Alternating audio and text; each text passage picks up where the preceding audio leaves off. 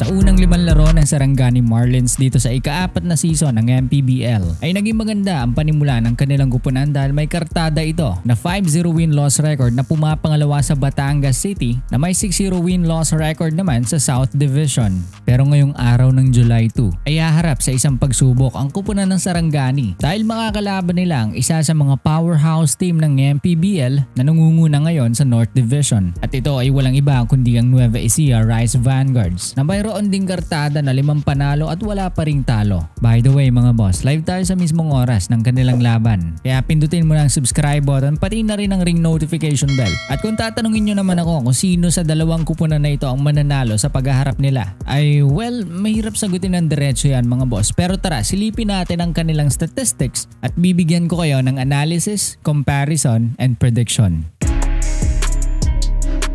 Unahin natin ang Nueva Ecija. Ang Nueva Ecija Rice Vanguards ang nangunguna ngayon sa opensa dahil meron itong 95.4 average points per game. At eto pa mga boss, nangunguna din sila sa average fast break points per game. Masyado ring malalim ang kanilang roster na naglagay sa kanila sa ikalawang position bilang high scoring bench sa liga dahil 47% ng kanilang puntos ay galing lang naman sa kanilang mga bench players. 50% naman ng kanilang score ay kinukuha nila mula sa paint na pangalawa rin sa pinakamataas sa liga.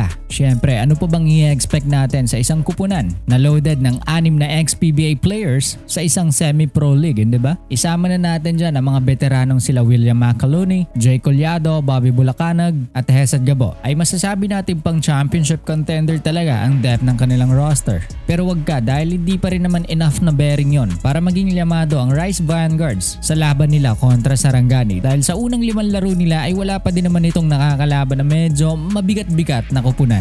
Jensen Warriors lang at Imus Bandera pero sa kasamaang palad ay tinambakan at madali lamang nilang tinalo ang dalawang kupunan na ito. Sa Sarangani Marlins naman ay hindi kasing taas ng mga numero ng Nueva Ecija ang kinamada nito sa kanilang unang 5 laro. Kumpara sa any Rice Vanguards ay pang-4 ito sa opensa nakapantay ng Batangas City at ika-14 naman sila sa average bench scoring points. 2 lamang ang kanilang ex-PBA player at yan ay isa sa kanilang mga sharpshooter na si Paul Sanga at forward na si Gabby Espinas. Pero syempre, andyan din naman sila Ivan Ludovice at Danny Marilao na mga ex-pro players at ang superstar ng Mavs Phenomenal Basketball na si Kit Jimenez. Medyo mas mahirap din ang mga nakalaban ng Sarangani Marlins kumpara sa Nueva Ecija.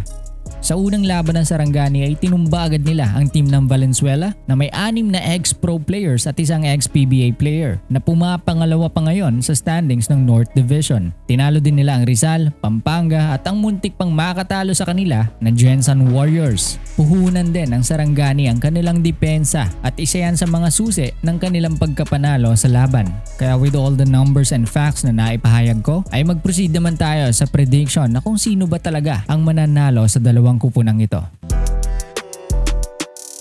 Sabi nila, do not compare apples into oranges. And to be honest, sumusuporta ako sa Sarangani dahil fan ako ni Kit Jimenez eh. Pero sa aking opinion at prediction ay Nueva Ecija ang mananalo sa laban na to. Maganda kasi ang ball rotation at sistema ng NE Rice Vanguards. At equal lang din ang touches nila sa bola sa kabila ng pagiging loaded nila sa mga pro players. Well, actually ganun din naman sa Sarangani Marlins. Pero may mga minor errors lang talaga silang kailangang baguhin. Especially yung mga Hail Mary kick out passes nila na nagre-resulta sa turnover. Tandaan natin na nangunguna sa fast break points itong Nueva Ecija. Kaya onting mali lang sa opensa ng Sarangani ay pwede agad itong magresulta sa turnover at tapusin ng NE Rice Vanguard sa fast break. Pero I hope mali ako para sa mga fans ng Sarangani Marlins at syempre gusto ko rin talaga silang manalo sa laban na ito. Pero kung hindi man gano'n na mangyari ay siguradong meron silang baon na bagong matututunan sa kanilang pagkatalo. Kaya yon. Yan lang naman ang aking insight sa magaganap nilang paglalaban. Kayo mga boss, ano ang prediction nyo sa kanilang magaganap na paglalaban? I-komento mo lamang yan sa ibaba. I-like na rin ang video bilang suporta mag-subscribe kung bago ka pa lamang at i-follow ang ating Facebook at Instagram account.